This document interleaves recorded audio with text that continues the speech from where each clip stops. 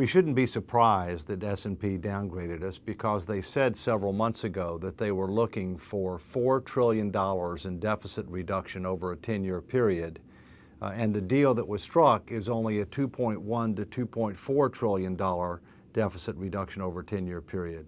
Furthermore, they expressed dismay about the process that was used to raise the debt ceiling limit and have serious concerns about the willingness and ability of Washington elected officials to be able to make the tough choices necessary to put our finances in order. There obviously was a dispute between S&P and the Treasury Department about some of S&P's calculations, and S&P did admit that there was an error. However, that doesn't mean that the error was big enough to cause them to reach a different conclusion. After all, they said they were looking for $4 trillion in deficit reduction over a 10-year period, and what's clear is that the deal that was struck to raise the debt ceiling was far short of that.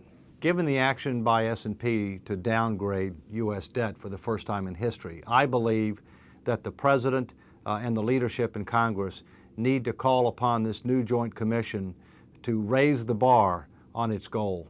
They should be seeking at least $3 trillion in deficit reduction over the next 10 years rather than the legislation which calls for $1.5 trillion.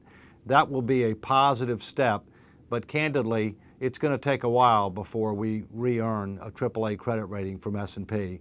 And let's hope that if they take positive steps, that we'll keep from getting downgraded by Moody's and by Fitch and others.